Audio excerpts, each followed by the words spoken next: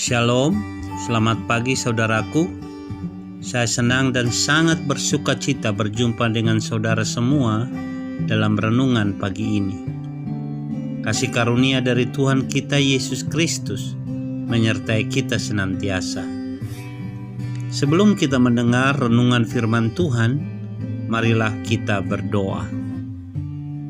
Allah Bapa yang kami muliakan, kami rindu saat ini mendengar firman-Mu. Berilah kepada kami hati yang rela dan siap menerima sabda kebenaran-Mu. Ya Allah Roh Kudus, berilah pengertian untuk memahami dan melakukan firman-Mu yang akan kami dengar ini. Dalam nama Tuhan kami Yesus Kristus. Amin. Saudaraku dalam Tuhan, pembacaan firman Tuhan, renungan kita pagi ini diambil dari Amsal 27 ayat 1 sampai dengan ayat 27. Dalam renungan ini saya akan membaca kepada saudara Amsal 27 ayat 19. Seperti air mencerminkan wajah, demikianlah hati manusia mencerminkan manusia itu. Ayat Nas menyatakan bahwa hati manusia mencerminkan manusia. Artinya, apa yang ada dalam hati seseorang pasti akan terrefleksikan dalam ucapan dan tindakannya. Kalau hati kita tidak beres, maka segala ucapan dan tindakannya pun pasti tidak beres. Itulah sebabnya penulis Amsal menasihati kita agar senantiasa menjaga hati dengan penuh kewaspadaan agar tetap dalam kondisi baik dan beres. Jagalah hatimu dengan segala kewaspadaan, karena dari situlah terpancar kehidupan. Amsal 4 ayat 23. Mengapa hati harus selalu dijaga? Karena dapat menimbulkan berbagai masalah dalam kehidupan keseharian kita. Tuhan menunjukkan bahwa ada banyak persoalan yang dapat terjadi dalam hati manusia. Pertama, hati sumber kejahatan. Dalam Matius pasal 15 ayat 19, firman Tuhan berkata, karena dari hati timbul segala pikiran jahat, pembunuhan, perzinahan, percabulan, pencurian, sumpah palsu, dan hujat.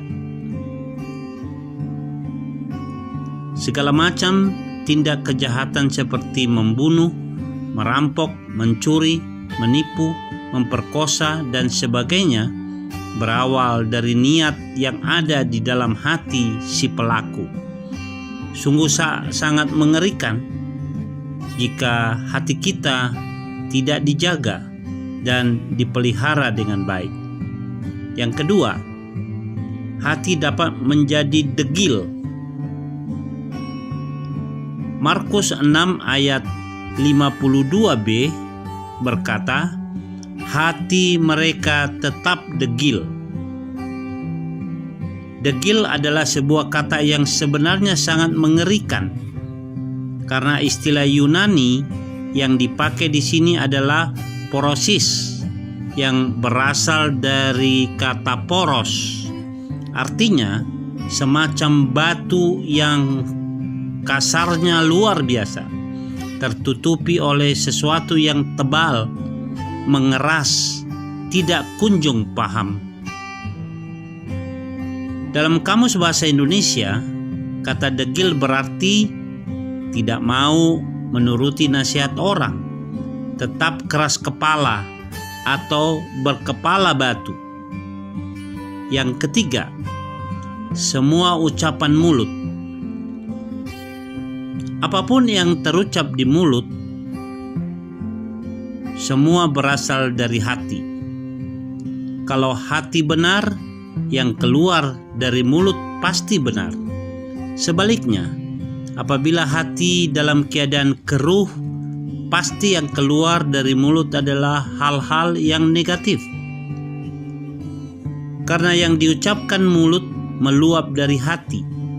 Orang yang baik mengeluarkan hal-hal yang baik dari pembendaharaannya yang baik, dan orang yang jahat mengeluarkan hal-hal yang jahat dari pembendaharaannya yang jahat. Matius 12 ayat 34b sampai dengan ayat 35. Hati ini ibarat sehelai kanvas yang akan terbentuk coraknya sesuai cat yang disapukan di atasnya.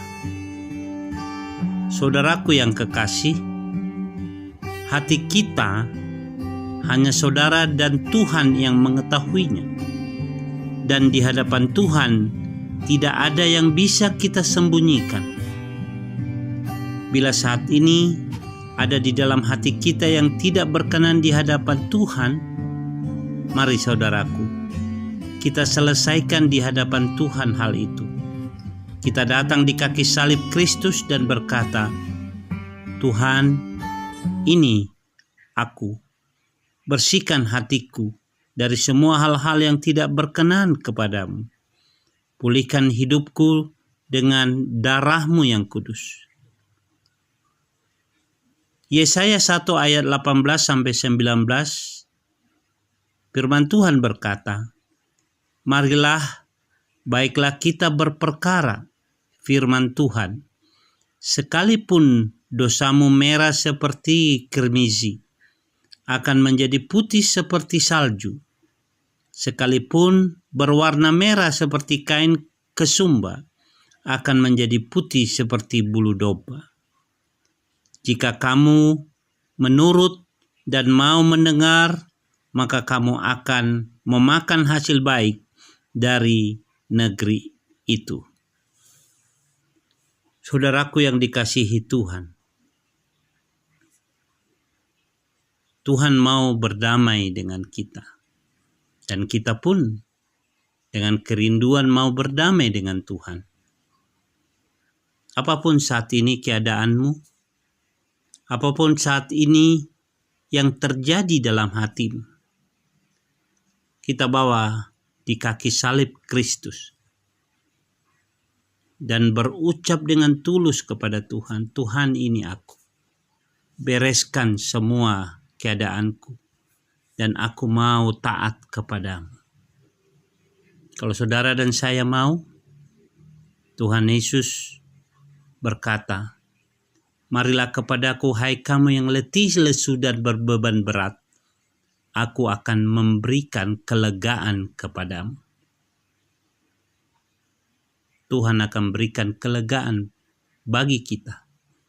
Barang siapa yang mau mendengar panggilannya, dia berkata, marilah kepadaku.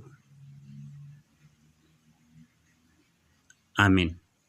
Mari kita berdoa. Tuhan, ini kami datang di kaki salib-Mu saat ini Tuhan, dan tidak ada yang tersembunyi di hadapan-Mu. Engkau tahu segala sesuatu. Karena itu Bapa, kami datang merendahkan diri di hadapan Tuhan dan memohon belas kasihan-Mu. Biarlah Tuhan memulihkan kami, agar kami menjadi tahir oleh karena darah-Mu sendiri. Darah-Mu yang menyucikan kami, darah-Mu yang memulihkan kehidupan kami. Di dalam nama Tuhan Yesus Kristus kami berdoa. Amin. Saudaraku yang dikasihi Tuhan, sampai disinilah perjumpaan kita pada pagi hari ini. Sampai jumpa dalam renungan selanjutnya. Tuhan Yesus memberkati.